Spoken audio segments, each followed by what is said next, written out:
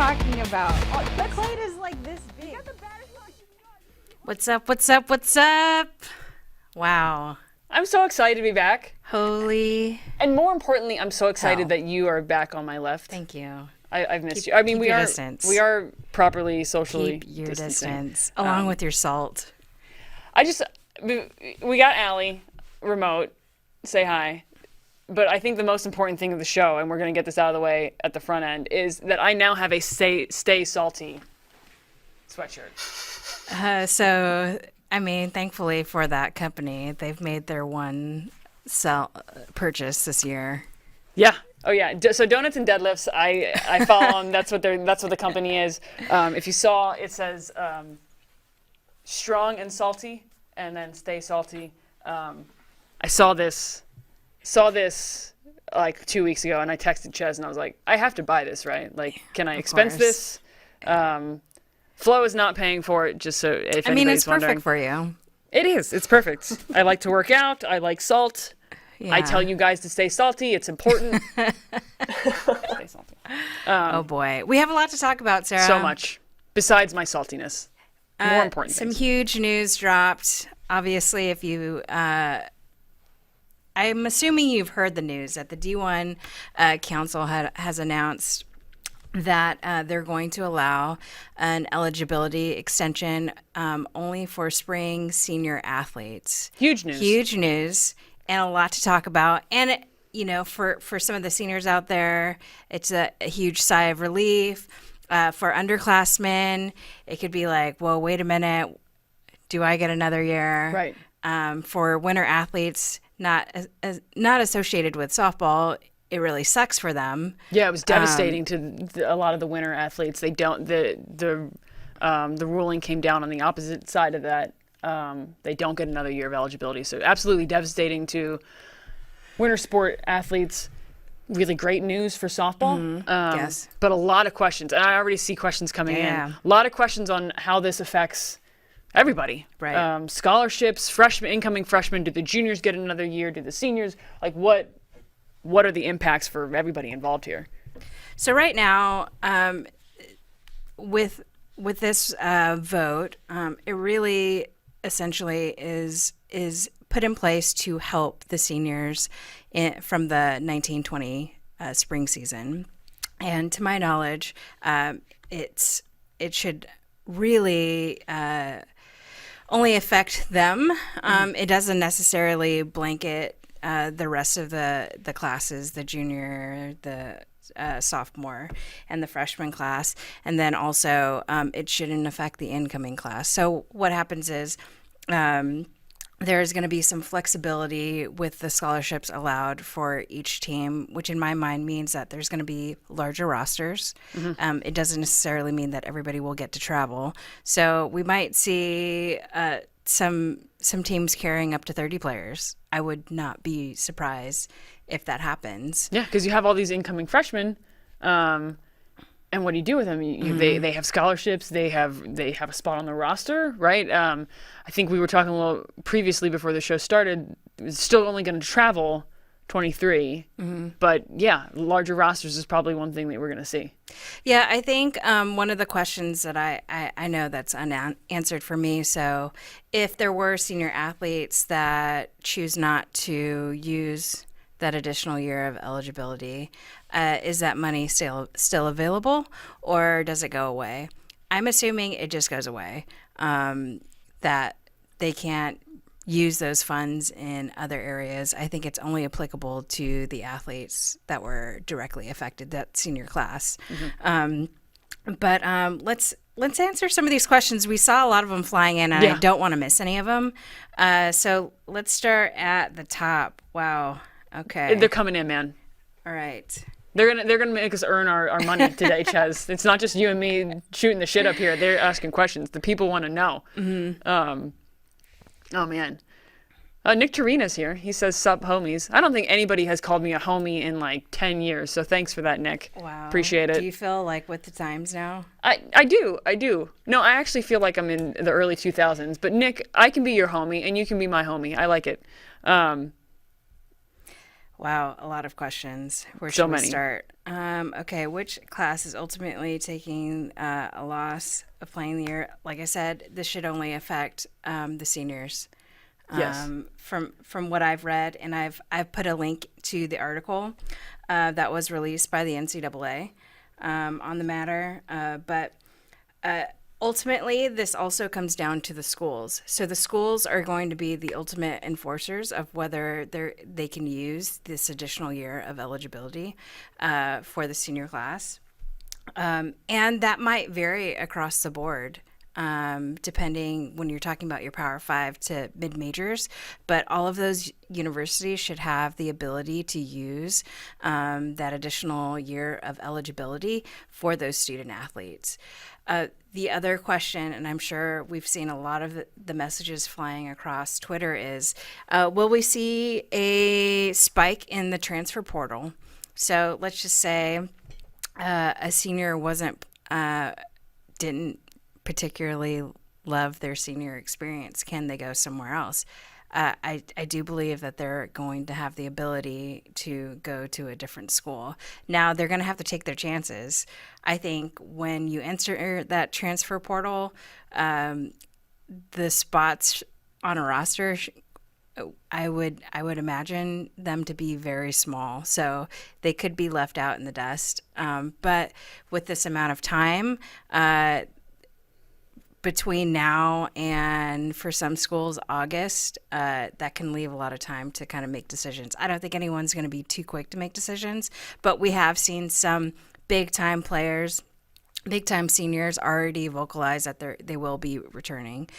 We've seen Miranda Elish. We've seen Amber Pfizer. There are some classes, when we talk about impact classes for seniors, Texas comes to mind, Alabama, Arizona, Washington, Oklahoma, Florida, Florida State, LSU, Louisiana Lafayette had a huge senior class. Kentucky had some really strong seniors on their roster, and I would imagine a lot of them to be returning. So let's talk a little bit about some of these bigger classes. When we talk about Texas, I already mentioned Miranda Elish, but you've got Shannon Rhodes, Reagan Hathaway could be returning. Caitlin Washington could be returning. I mean, when you look at Texas, they were, I don't think it was too early to say this. They were on track to be talking about the Women's College World Series. So I think it would be devastating for any of these seniors not to come back. Especially, the big names, we already heard that Miranda Elish is coming back. But Texas was on track to have a fun, one of their best seasons in a decade. Yeah, and I think they're still on track. Yeah. I think they become even scarier in 2021 when you add the depth in pitching that they're about to add. They add Riley White in the incoming 2020 class, and I think they become strong. They're already one of the strongest offensive teams in the country. They add more offense. They add more depth in all positions. They add more infielder speed, power, and I think we could see one of the most competitive seasons yet in 2021. Yeah, because each of these teams are going to be so deep, and then these seniors, I'm telling you, they're going to even have stronger seasons than we saw. We only saw like a glimpse, but we know this when we've watched these players flourish in the pro league. They only get better. Oh, yeah. With more experience, more knowledge about their body, more control of their emotions. I think we're primed to see like one of the most competitive seasons in 2021, no doubt in my mind. We caught a little glimpse of it. Mm-hmm. We had a little glimpse of it, and it was a wild, it was a great season. So I have super high expectations for 2021. All right, let's see. We've got lots of questions here. So many questions. How does this impact all the classes? How will this, let's tackle this question. How does recruiting change? I think we don't know when this is when these shelter in place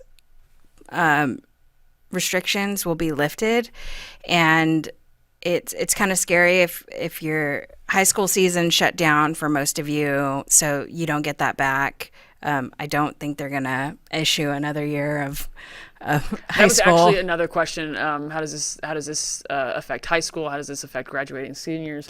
And I think unfortunately the graduating class of 2020 just loses their senior year. Like it's really heartbreaking. Yeah. But I don't think we're going to see something similar to the college ranks.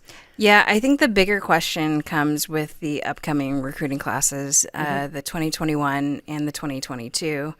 I do think the NCAA, depending on how far these restrictions stay in place, there's going to have to be rule changes with the recruiting dates. So if we see these dates kind of bleed into June and so forth, there has to be some kind of accommodations made in the fall, in my mind. We had this conversation before. I do think that a good fix for the recruiting dates is adding more recruiting dates in the fall. Possibly more recruiting dates in September, which is pretty non-existent. Most of the recruiting dates are left to October, but I would imagine that additional dates are added in the fall. But we don't know. We're not there yet, people. So we're speculating. Honestly, we don't even know what the fall is going to look like. Right. We can't. We don't really know. But that seems to be a logical explanation. If everything is opened up in the fall, there are more recruiting dates. That's where they move the recruiting dates. There's a question about D2 and D3. As of right now, we know that this is going to be put into effect for the D1. Now, the D2 and D3 have their own separate councils. So I would imagine a lot of them would probably follow the similar steps to D1 in regard to this whole situation. And I would hate to see, that would be really crappy to see those other divisions treated differently or not have the same access to this extension of eligibility. Yeah, I would certainly hope that the other councils follow suit and at least give people the option. Eric here makes an interesting comment that I think is worth talking about. He's like, I don't think everyone will come back next season. People have lives, and I think I posed this to you, one of the last shows we had before all this started. Had you been a senior and this happened your senior year, what would you have done? Yeah. Me as a D2 athlete, I probably would have graduated and gone on with my life. You as a D1 athlete, potentially playing in the World Series, do you put your life on hold do you basically lose a year of your life and repeat it? Yeah. Groundhog Day it. Mm-hmm. What's the call? For me? Yeah. And what do you think a lot of other athletes will do?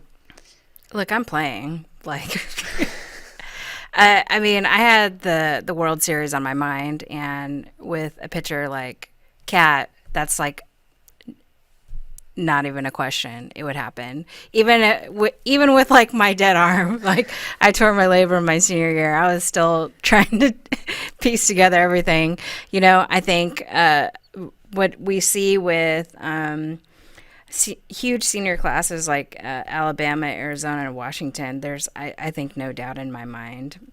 Alabama, you've got Bailey Hemphill, Alexis Mack, Sarah Cornell, Crystal Goodman, Claire Jenkins, who was injured and probably would have been back anyway, Alyssa Brown. And then you have Arizona with Jessie Harper, Alyssa Palomino Cardoza, Malia Martinez, Alyssa Denham, Mariah Lopez, Reina Caranco. Holy cow.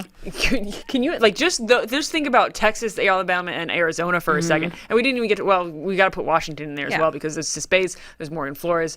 Kai Gibson, Tara Natley. Huge names. Huge names. So I think all of those athletes, they're definitely going to come back for their senior season. But when you start asking about, the question was D2, D3, are those athletes going to put their lives on hold for their senior season? It's tough to say. Right. I think, I was kind of going through everyone's Twitter feeds just to try to get an idea of like who for sure is coming back. Twitter stalking people? Yeah, I totally was. I was doing that for you guys because I was trying to get the scoop. Chaz was for you. stalking for you and the sake of the show. That's what she was doing. And some of them had already made the announcement. I think some of them might not be making the announcements because the universities haven't officially made their announcement. But I would assume the Power Five is on board for the extension of eligibility. That's what I think that's a fair assumption. Yeah. I think it's a safe assumption. Yeah, I definitely feel for the high school seniors. Like that is just a really crappy situation, and unfortunately, I don't think it's going to be treated in the same way as college. But you know, Allie, these are the cards we're dealt, and I just want to take a second and talk about this. It's okay for you seniors who are in high school or maybe in college to take a second and grieve. There's a lot that a lot of us have lost, and you're a person, you're a human at the end of the day. So take the time and feel what you need to feel, because this is crazy times and we can't expect to operate per usual. Like it's just not the case, and that's okay. This is an unprecedented time in history for 99.8% of the people who are on this planet have never lived through any of this, unless you're over 100 and you lived through the Spanish flu, or you were born during the Spanish flu. Like, and I read something. I read something and saw something. It's like, it is important to grieve. There are people who, weddings, anniversaries, graduations, that got canceled. And yeah, I think it's important to be human. I think it's a really good point. Thank you. Look at the wisdom of Ches. She can stalk you and at the same time drop a bunch of knowledge and wisdom. Thanks, guys. I want to see, Allie, are you seeing anything interesting? Any questions that we there are missed? a lot of comments right now, so I'm trying to like literally just go through all these right now. But I think from judging from this, I think what I'll do for you guys is, aside from the show, I'll do a video breakdown of this rule, and then you guys can come and see it anytime that you want. It'll be free, and then everybody's on the same page, and then you can point your friends to it if they don't understand what's going on. Ches has your back. Yeah, I think Yeah, if I think you that's a miss good this, idea. you know, I'll do that by the end of the week. I'll break down these rules with the text, and maybe I'll get somebody from NCAA to help me out here. I'm actually seeing people say they would prefer me do that instead of you. Oh my God. Fine, you guys. Allie, Good luck with that. Good luck with that. She's never going to film it. Whatever. Ches is I'll gonna wear my film Stay it for her. Salty shirt. Allie, what do you see? What's interesting? So there's an interesting thing that I see. Vincent Jefferson brought up. He thought it was for all spring athletes. So that's like a question that a lot of them are asking when it comes to the original post that NCAA brought up. Said, I thought the ruling was for all spring athletes, not just seniors. Did I read the ruling wrong? I've seen a couple of those questions, actually. Yes. A lot of people are Let's like, gain some clarification. Ches is gaining some clarification. It Allie, says members also adjusted financial rules to allow teams to carry more members on scholarship to account for incoming recruits and student athletes who had been in their last year of eligibility who decide to stay. So from reading that, it sounds like seniors. that's verbatim. If you want to read know, it's on FloSoftball. This is from NCAA. Yeah, it's verbatim what NCAA put out. It's D1 Council extends eligibility for student athletes. I'll be sure to post the link again. I posted it earlier. But I know think there's a where bunch it of gets comments, so fuzzy keep going is by. in a nod to the financial uncertainty faced by higher education. The council vote also provided schools with flexibility to give students the opportunity to return to their 2021 without requiring the athletic aid be provided at the same level awarded in the 1920 season. This flexibility applies only to student athletes who would have exhausted eligibility in 2019-20 season. So that last part to me reads like would have exhausted their eligibility in 2019-2020. Correct. That is seniors. Yes. Or, somehow a redshirt. So that's how that reads. That's verbatim out of the statement. So Chaz and I are both interpreting that as seniors. People who would have, as seniors, people who would have exhausted their... And then incoming freshmen are not affected. Right. So, any questions about that? Anybody? And we know... Questions to the class. Your teachers are here to answer. We know that this is just for spring athletes. It is not for winter athletes. Winter athletes was the opposite ruling. And we don't know what D2 and D3 have done yet. I saw another question on D2, D3. We don't know. Those councils have not put out their statement. Yeah. Their ruling. We only know about Division 1. But as soon as we find out about Division 2 and Division 3, we will keep you guys informed as best as we can. All right. Any more questions? Anything else interesting that you've seen, Allie, that you can funnel to us here? We're just knocking them out of the park. That was the main one. Okay. That was the main one that I saw. Yeah. But, I know. I think I saw the questions and I was like, did I read that wrong? And then I read it back and I was like, no. But yeah, a lot of D2 and D3 questions, as well as the spring athletes questions. Those were the main ones that kept popping up. But I know I see a lot of concerns regarding high school seniors. So with their seasons. And club. I just saw a comment about club or travel ball. I'm sorry. Jesse was like, also travel ball teams may not play this year too. I think it's looking more and more like they're not going to play.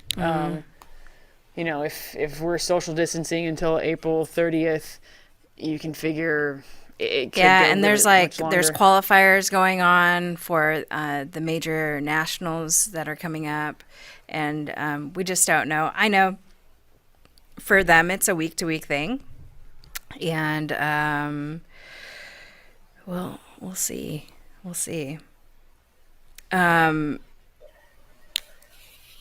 It would be. I know if I was in that position, it would stress the hell out of me. Oh, for sure. Especially when it's like supposed to be an important summer to be recruited and not having the ability to do so. We're all trying to figure this out. Yeah. So, and we can only work with what we got, and we can stress for a little bit, but we all know this too, right, you guys? Control the controllables. Yeah. We can't control whether the tournaments are going to be played or whether high school is going to give us another season. That's just not the place. And we already have news that PGF has canceled some or postponed some qualifiers. So, it's a lot. I've seen a couple JUCO questions. So Carrie's the one that I'm on right now. It says JUCO kids got their eligibility back. What happens when they transfer to a D1? Are they a junior or a sophomore? How does that work with JUCO? Would it work any differently? Would you imagine? So the JUCO kid gets their eligibility back. Then what happens when they transfer to a D1? Are they a junior or a sophomore? I would imagine they would remain. Actually, I don't know that one. I don't think we have anything that indicates. I don't have that one. I don't think we have any information that indicates how that would be played. Actually, Chaz, I think you should be on the Division I council. Oh yeah. I think you should be making some of these decisions. You're giving so much. Deep thought to this. Am I? Yes. I'm very impressed with you.